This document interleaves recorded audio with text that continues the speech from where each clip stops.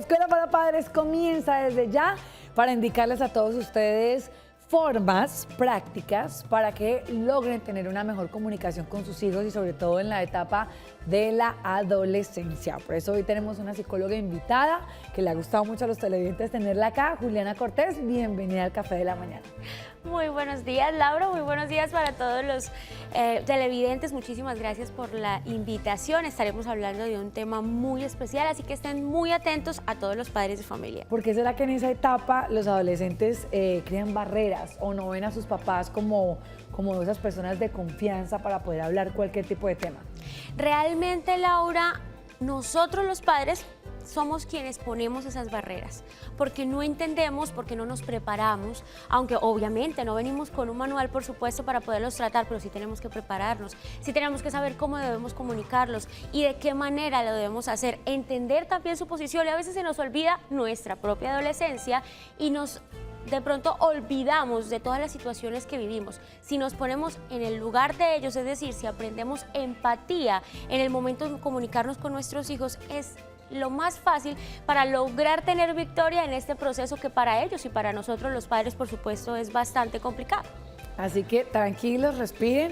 Nunca es tarde para comenzar esa buena relación y vamos a seguir el paso a paso para que usted logre este proceso. Así que, primera clave y es entienda la adolescencia. Así es. Entonces, ¿qué se trata de entender la adolescencia? Pues primero tenemos que saber de qué edad, a qué edad, verdad se da, cuáles son los cambios a nivel físicos y también personales de cada uno de los muchachos, pero sobre todo entender primero que ellos están en una búsqueda de identidad, están tratando de saber a dónde pertenecen, cuáles son sus criterios, cuáles son sus pensamientos. Aparte, son muy fáciles de influenciar. Entonces, por supuesto, tenemos que entender, ponernos en la posición del otro. Por eso hablaba de la empatía, que es supremamente clave. Cuando entendemos sus situaciones, el por qué piensan de esa manera, que están buscando una identidad y aparte creemos en esta época que somos los dueños del mundo, pues por supuesto, si no tenemos unos padres que se ponen en nuestra posición y sobre todo que no tienen una escucha activa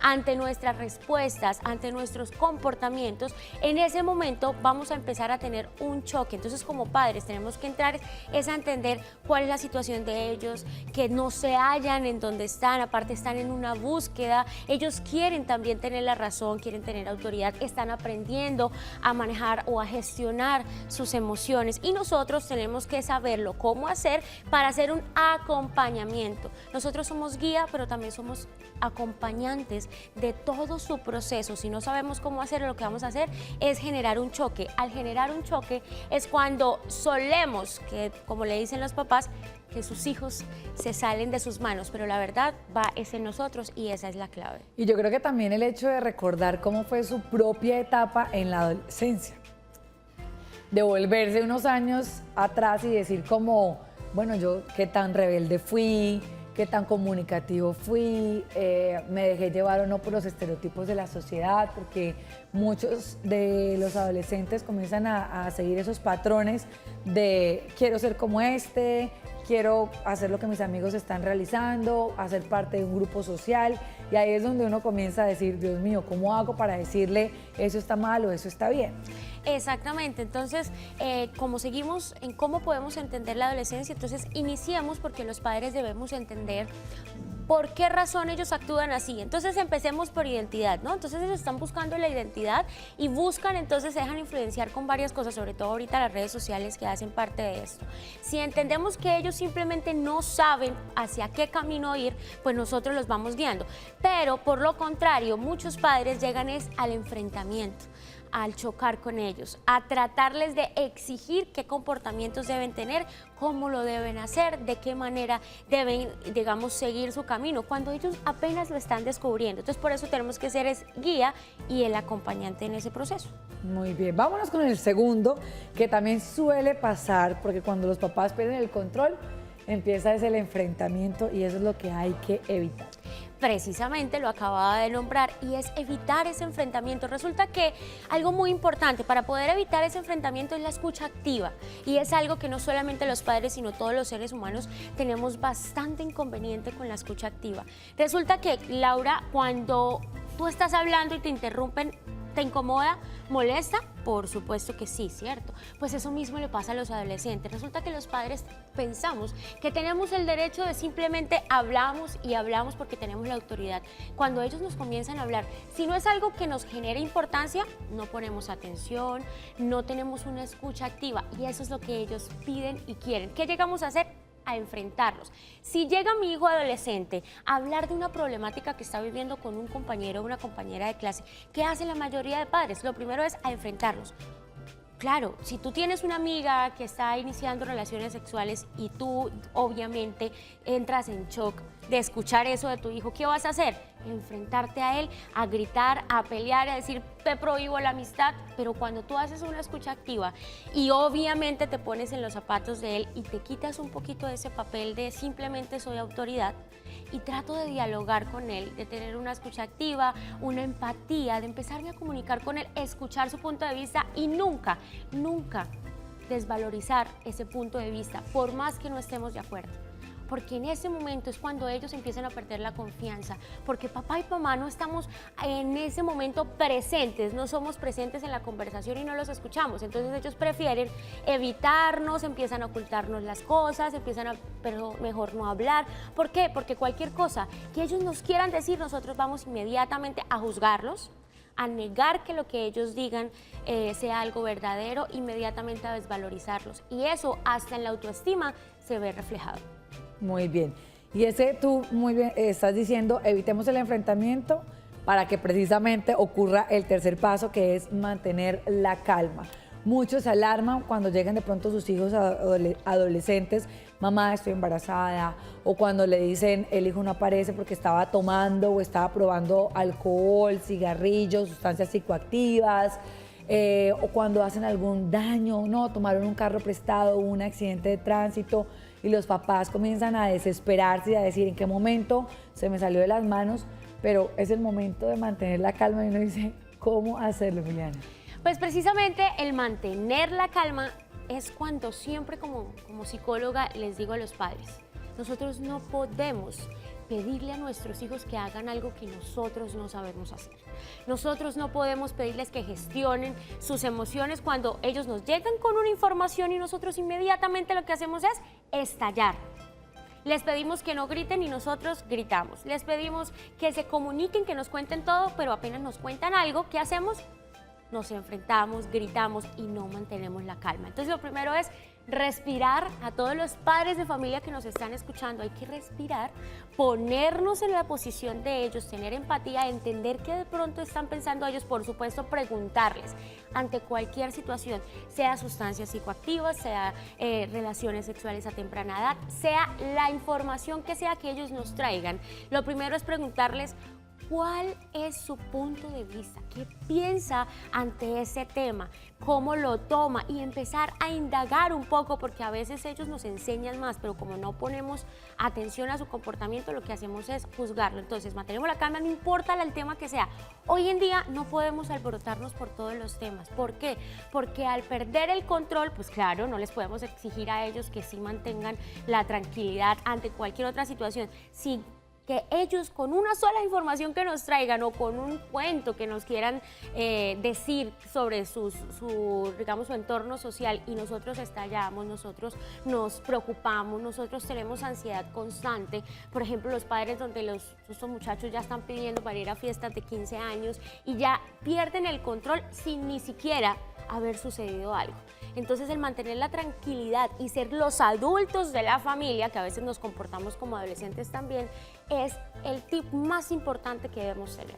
Muy bien. Y vámonos con el cuarto y es evite forzar la conversación. Uy, esos adolescentes que de pronto se van a su cuarto, tiran la puerta, no quiero hablar, otro día te cuento.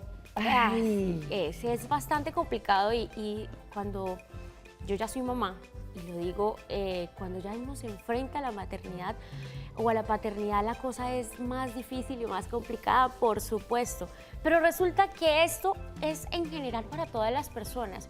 No se trata de que con los adultos tengamos más respeto que con los adolescentes o los niños. Todos merecemos exactamente el mismo respeto. Por tanto, si alguien no quiere hablar, ¿qué es lo que debemos hacer? Por ejemplo, Laura, cuando estás molesta, ¿te gusta que te hostiguen, que te insistan, que te cojan, que te molesten? No.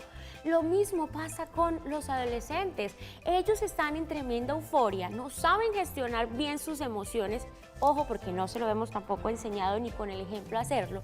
Entonces, ¿qué pasa? Ahí está el papá que tenemos que hablar y te sientas ahí porque hasta que no acabemos de hablar no te vas, inmediatamente tenemos que hablar del tema y resulta que el adolescente está obviamente pensando, su cabeza va maquinando en una pelea, en alterarse, en molestarse y mi papá no me entiende y yo cómo voy a hacer para que él me entienda y empieza él a jugar tanto en su cabeza que papá habla y él está ido en otro lugar. ¿Por qué?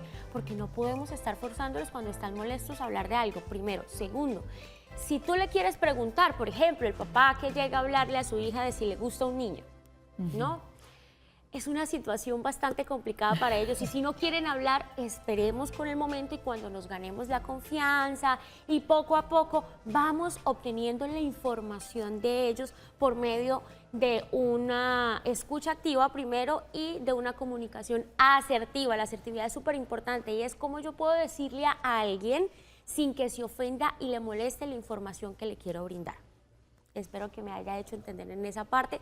Así que es súper importante, padres de familia, es no forzarlos a los muchachos a estar hablando de una cosa y otra. Y cuéntame cómo te fue hoy y qué pasó y por qué. Si ellos no quieren hablar, que no hablen. Pero sí tenemos que estar insistiendo de una forma disimulada que queremos hablar con ellos y queremos estar en constante comunicación con ellos. Muy bien. La siguiente nos cuesta, yo creo que a todos, así no estemos en la etapa de la adolescencia, y es ponernos en el zapato del otro, ver el punto de vista del otro, tratar de entenderlo, porque a veces nosotros nos adelantamos, juzgamos, criticamos, señalamos, pero es que no hemos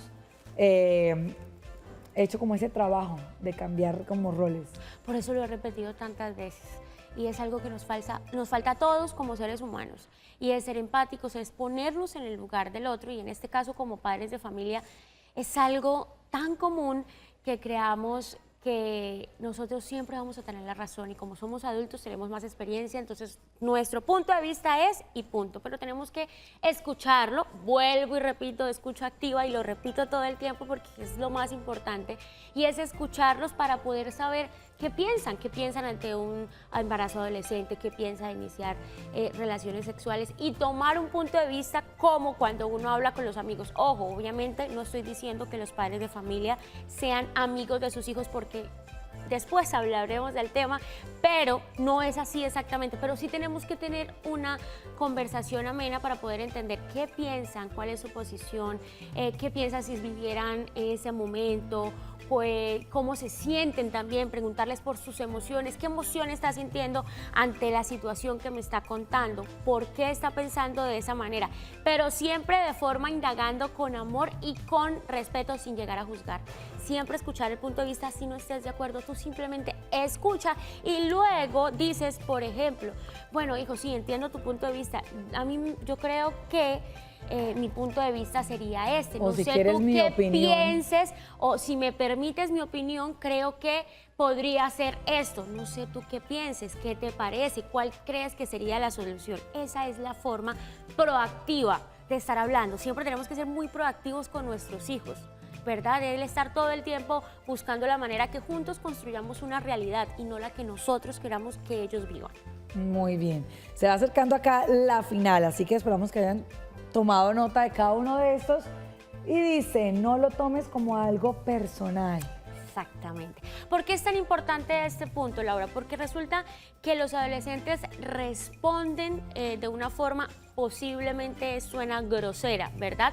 Y entonces empezamos los padres de familia a creer, ¿por qué él es tan grosero? Ya se me salió de las manos, es que claro, él no me respeta. Y resulta que no entendemos que también son las condiciones de sus emociones que se encuentran en ese momento, que son temas de edad, que son temas también de su entorno social, porque ellos están también expuestos a tantas cosas por fuera en su entorno, como las redes sociales, como el ejemplo de sus amigos, el mismo ejemplo de los padres, ¿verdad?